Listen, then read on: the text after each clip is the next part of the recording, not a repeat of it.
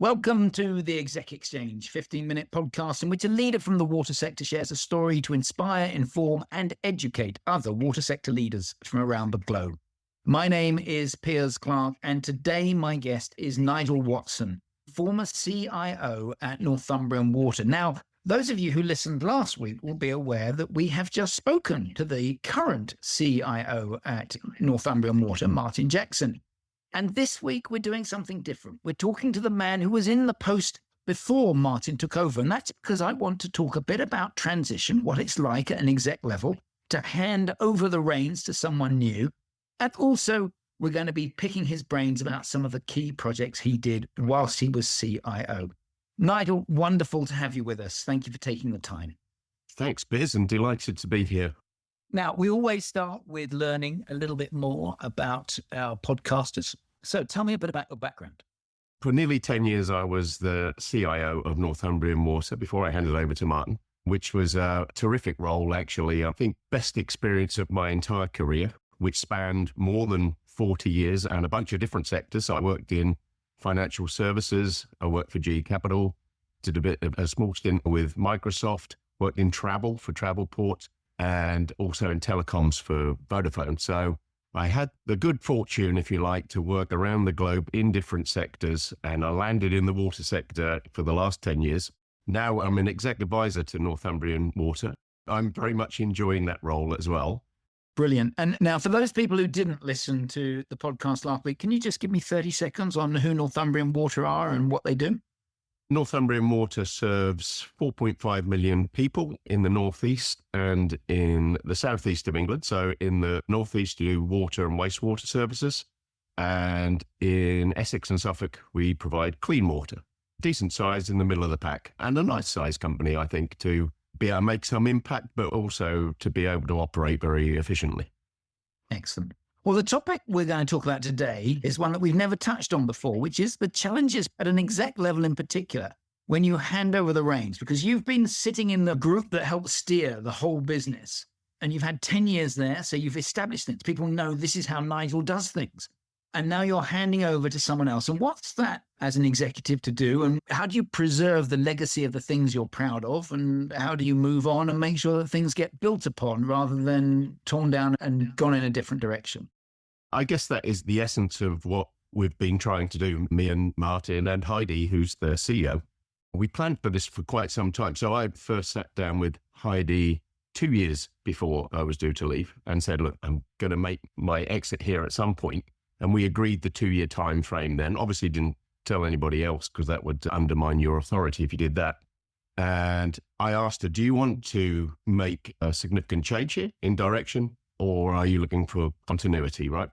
Knowing Heidi, she's the sort of chief exec who would have made it fairly clear early on if she thought you were doing the wrong things.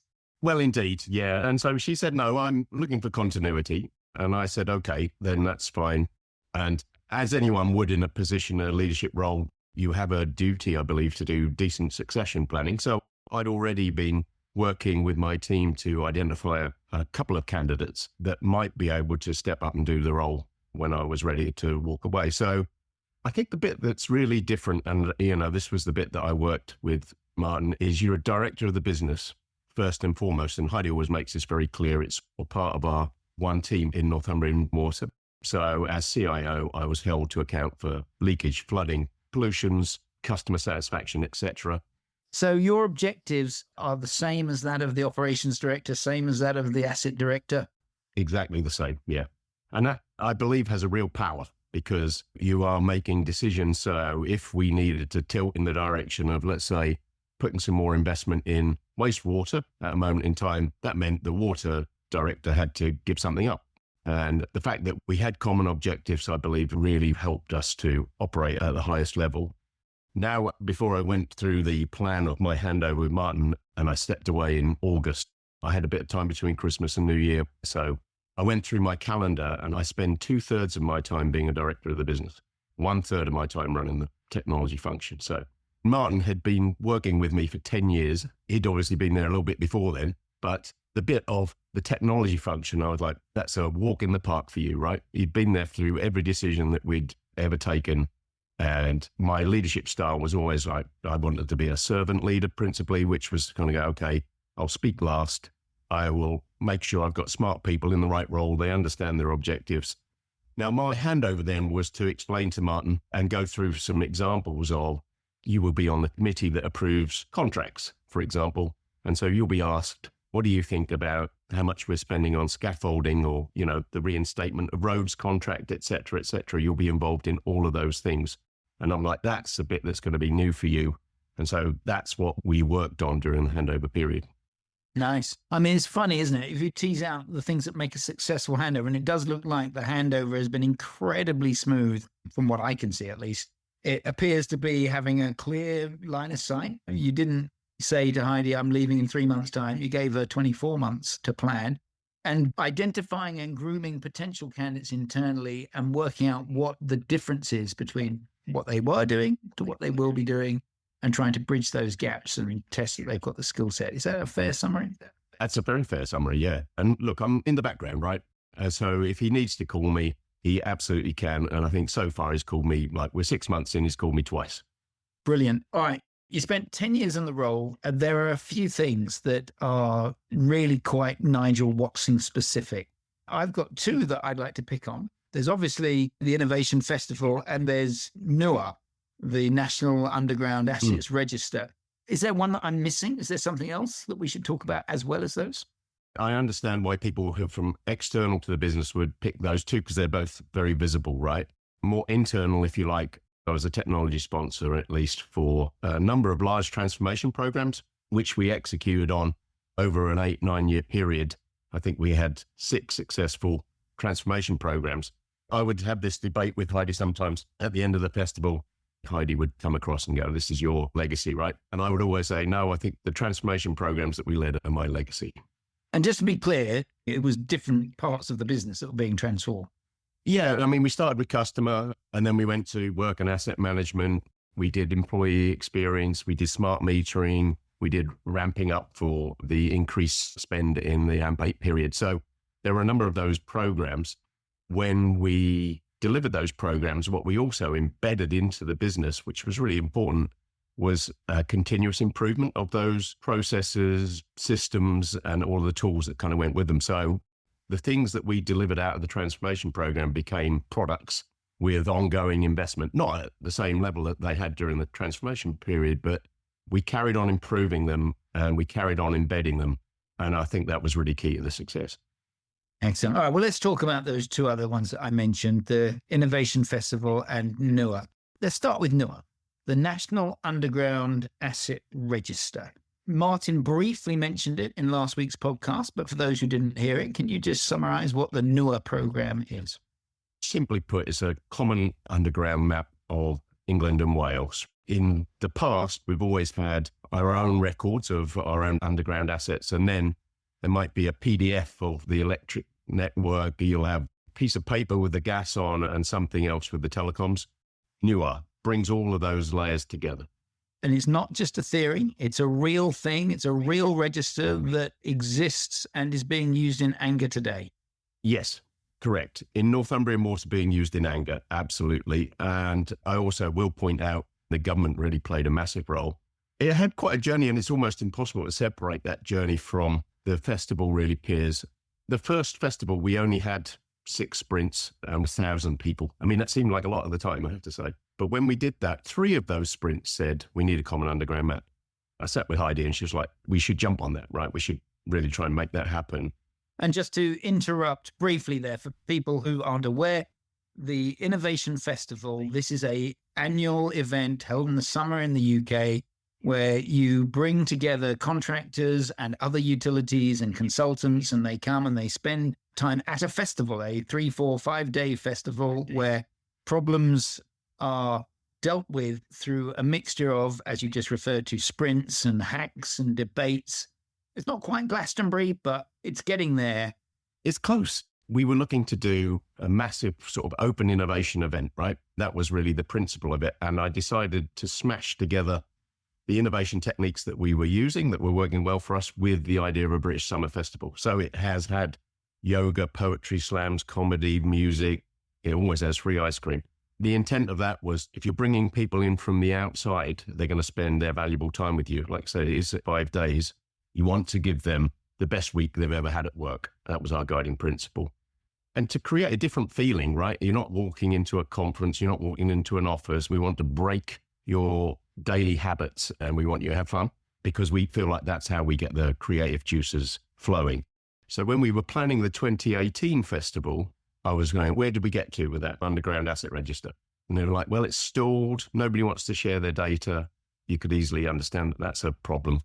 So in 2017, there'd been a bit of a discussion, a bit of a identification of this as a problem. And then inevitably, as these things do, it runs out of energy. So 12 months later, it's still there. It's still a problem to be resolved. Yes, of 2018, I said to Clive Sermon-Wells, who played an absolute blinder on NUAR from start to finish, I was like, let's just see what we can get done in a week. So we came up with this concept we now call a year's worth of work in a week. And the idea is where you got 50 people working together.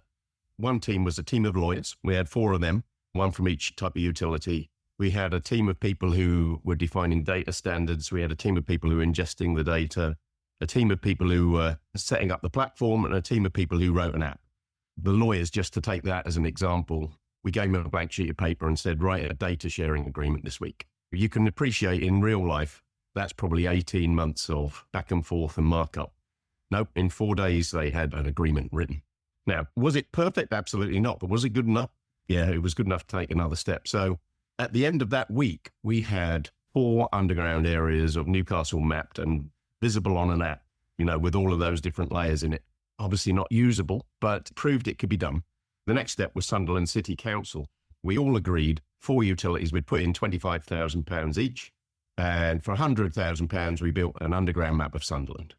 And that was sort of the next step that proved that this could be achieved. And then we got lucky. We were working with the Ordnance Survey. We were in touch with the Geospatial Commission, which was a government department. And they decided to fund £4 million, the whole of the North East and London. And that was the government taking on the baton.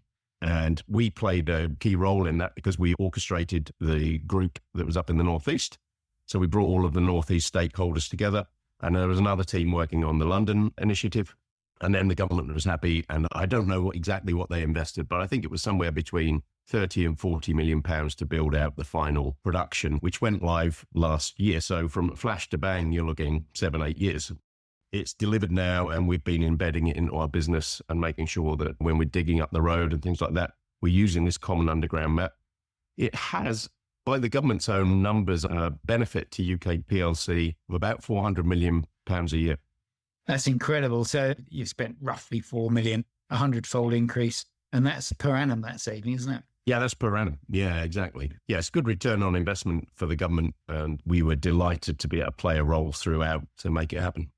It wouldn't have happened if A, you hadn't created the Innovation Festival, and B, if you hadn't actually had the resolve to keep driving the Innovation Festival output, actually making sure that there's momentum behind the ideas that came up at the Innovation Festival is probably where 90% of the hard work goes.